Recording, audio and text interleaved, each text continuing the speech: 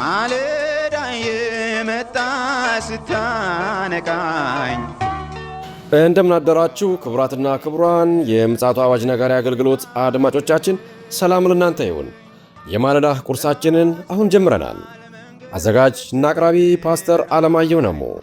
መልካም ጊዜ ሆነላችሁ። ከሕይወት ምንጭ ውሃ ስታረካኝ። ሰላም ጤና ይስጥልን። እንደምናደራችሁ። ይህ በምፅዓቱ አዋጅ ነጋሪ አገልግሎት እየተዘጋጀ የሚቀርብ የማለዳ ቁርስ ፕሮግራማችን ነው። ወደ ዛሬው የማለዳ ቁርስ ፕሮግራም ከማለፋችን በፊት እግዚአብሔር አምላካችንን አብረን አመስግነን ወደ ዛሬው የማለዳ ቁርስ እናልፋለን። እግዚአብሔር ሆይ ስለሰጠን ስለዚህ ማለዳ ስለተደረገልን ምሕረትና ቸርነት ሁሉ በጌታ በኢየሱስ ክርስቶስ ስም እናመሰግንሃለን። ሁሉ ለስምህ ክብር ይሁን። ጸጋ፣ ምሕረት፣ ቸርነት በዝቶልናል። እናመሰግንሃለን። ዛሬ ደግሞ ሕያውና ቅዱስ የሆነውን ቃልህን በክርስቶስ ኢየሱስ ስም እንድታስተምረን፣ እንድትናገረን፣ ሕይወታችንን እንድታንጸው እንጠይቅሃለን። የቃልህ ኃይል፣ የቃልህ ሥልጣን በሕይወታችን ይሥራ። ቃልህን ባርክልን። ሁሉ ለስምህ ክብር ይሁን። በኢየሱስ ጌታ ድንቅ ስም አሜን። እንግዲህ እየተመለከትን ያለነው አንደኛ ጢሞቴዎስ ምዕራፍ 2 ነው። በትናንትና 2 ቁጥር 5 እና 6 ተመልክተን ነበረ። አንድ እግዚአብሔር አለና በእግዚአብሔርና በሰው መካከል ያለው መካከለኛ ደግሞ አንድ አለ፣ እርሱም ሰው የሆነው ክርስቶስ ኢየሱስ ነው። እርሱንም ለሁሉ ቤዛ ሰጠ፣ ይህም በገዛ ዘመኑ ምስክርነቱ ነበረ የሚለውን ተመልክተናል። እንግዲህ መካከለኛ በእኛና በእግዚአብሔር መካከል የገባው የኃጢአታችንን ዕዳ የከፈለው ከአብ ጋር ያስታረቀን መርገማችንን ከኛ ያስወገደው የናዝሬቱ ኢየሱስ ነው። እሱ መካከለኛ ሆኖ ስለገባ፣ እሱ የእኛን ሞት ስለሞተልን፣ እሱ የእኛን ዕዳ ስለከፈለ፣ ስለኛ ቆሰለ፣ ስለኛ ተሰቃየ፣ ስለኛ ተራበ፣ ስለኛ ታረዘ። አምላክ ሆኖ ሁሉን የፈጠረ ሆኖ የሁሉ ነገር ባለቤት ሆኖ እሱ ለኛ ቤዛ ሆኖ እግዚአብሔር ሲሰጠው ቡድን እኔና እናንተ እንድንና ከእግዚአብሔር ጋር ታርቀን ወደ ዘላለም ርስታችን እንድንገባ እንጂ ለምድር እንጀራና ወጥ እንዳልሆነ በደንብ ልንረዳ ያስፈልጋል። በተለይ በዚህ ዘመን ሰው የሚያስጨንቀው ነገር ምድራዊ ነገር ስለሆነ ወገኖቼ፣ ለዚህ እኮ ነው ጌታ ኢየሱስ ክርስቶስ ይህንን ሁሉ አሕዛብ ይፈልጋሉ ካላቸው በኋላ በማቴዎስ ምዕራፍ 6 ቁጥር 31 እና 32 ላይ ሄደን ስንመለከት ይህ ሁሉ አሕዛብ እንዳያስፈልጋቸው የሰማይ አባታችሁ ያውቃል ካለ በኋላ እናንተ ግን አስቀድማችሁ ጽድቁን፣ መንግሥቱን እሹ ወይ ፈልጉ፣ ሌላ ሁሉ ምን ይሆናል? ይጨመርላችኋል ብሎ ይነግረናል።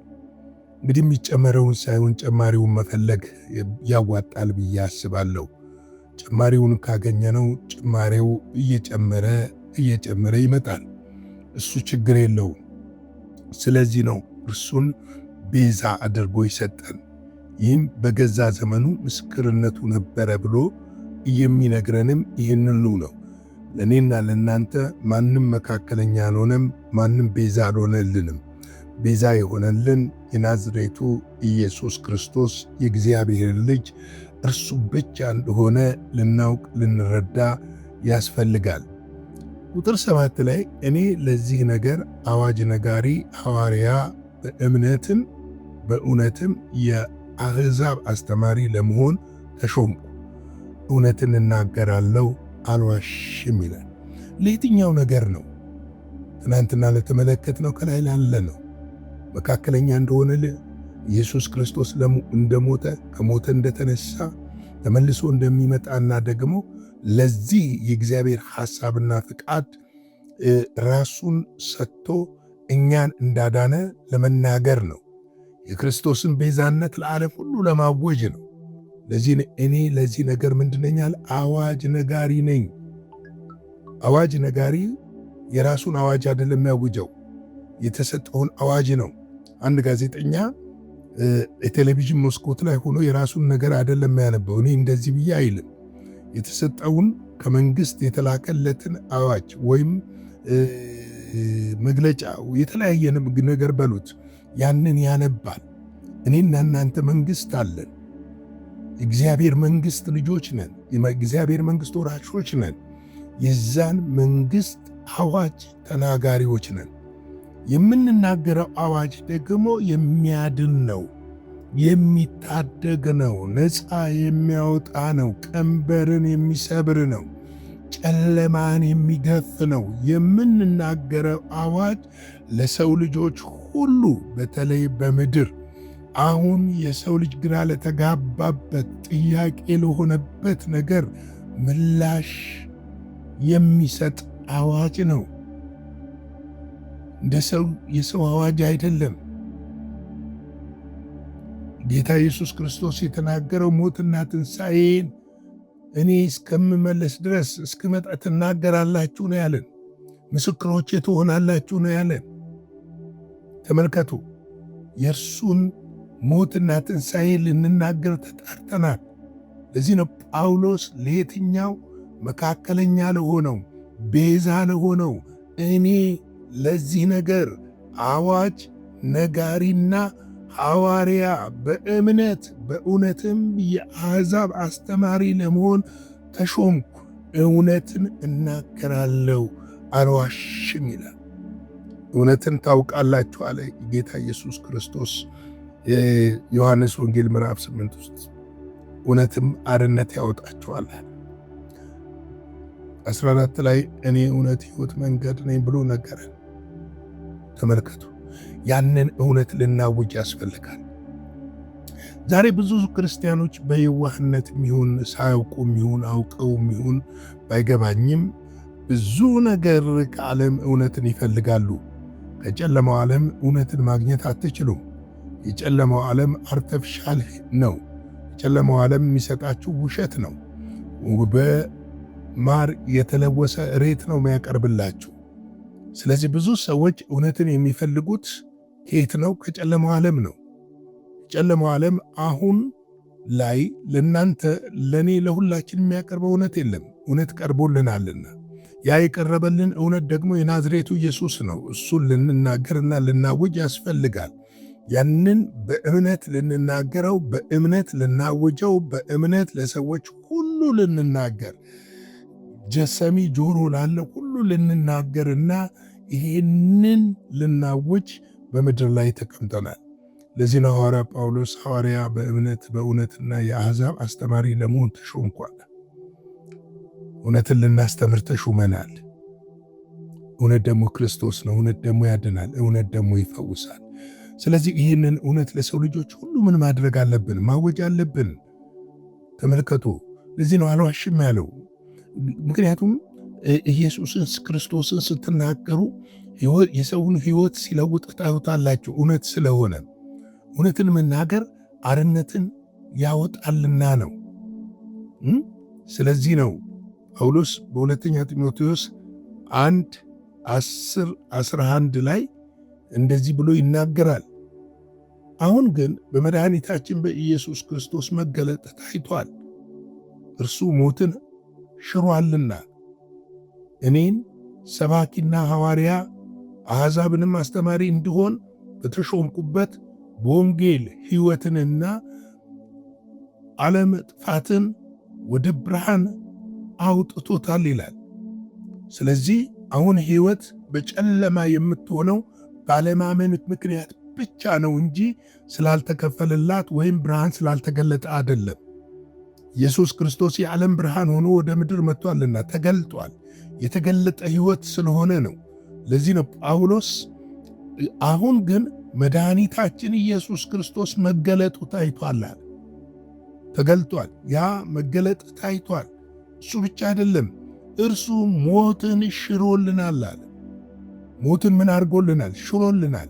ነገር ግን ይህንን ሞት የሻረልንን ጌታ በእምነት ስንቀበለውና ስናገኘው ሞት ከእኛ ሕይወት ላይ ለዘላለም እንደተወገደ እናውቃለን። ምክንያቱም የዘላለም ሞት ሁለተኛውን ሞት አንሞተው። ማንም ስጋችን አፈር ሊሆን ይችላል፣ ወደ አፈርነት ሊለወጥ ይችላል ከአፈር ስለተፈጠረ። ነፍስ መንፈሳችን ግን የዘላለምን ሕይወት ትወርሳለች። ለዚህ ነው እኮ መጽሐፍ ቅዱስ በአዲስ አካል መበስበስን ሽረን አሸንፈን የምንነሳበት ዋና ምክንያት ሞት ስለተሻረና ሞት ስለተሸነፈ ነው። የእምነታችንም እምብርት ይሄ ነው። ዘላለማዊ ሕይወት ሊሰጠን ከአብ ጋር ሊያስታርቀን መጣ ስንል ያንን ሞት አሸንፎልናል።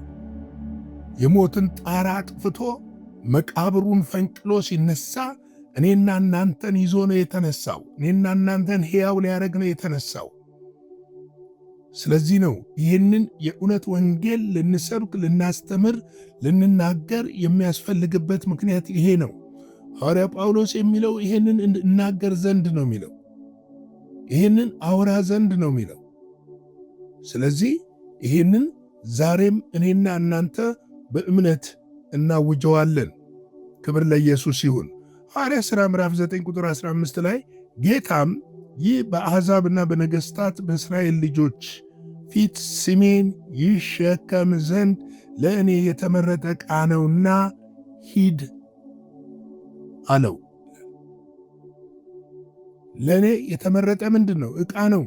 ስሜን ይሸከም ዘንድ ዛሬ በጌታ በኢየሱስ ክርስቶስ ኢየሱስ አምኖ የዳነ ማንኛውም ሰው የክርስቶስ ኢየሱስን ስም ተሸክሟል። የእሱ መንፈስ በውስጡ አለና ያንን የተሸከመውን ስም ለሰዎች ሁሉ መግለጥና ማሳየት አለበት። ለዚህ ነው ዓለም መልስ የምትጠብቀው ከእኛ እንጂ እኛ ከዓለም መልስ አንጠብቅም። ዓለም መልስ የምትጠብቀው ከቤተ ክርስቲያን ነው።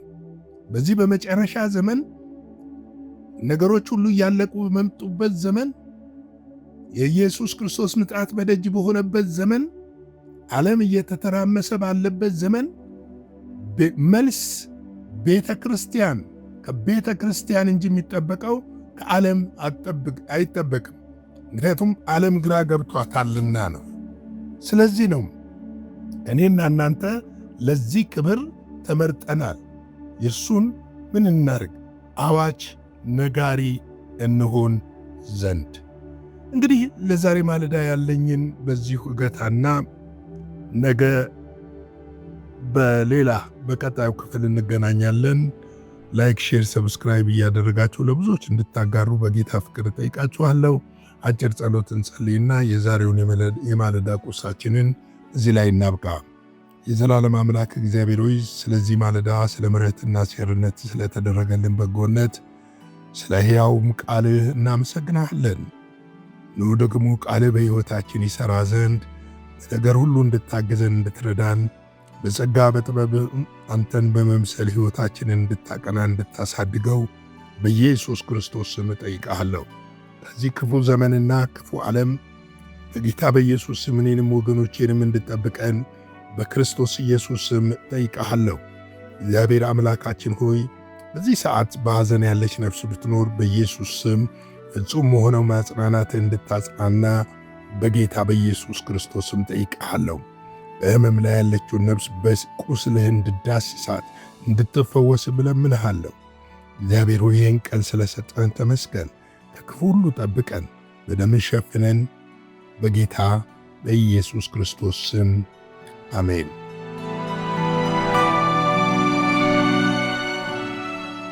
በነበረን የመልእክት ክፍለ ጊዜ እንደተባረካችሁ ተስፋ እናደርጋለን።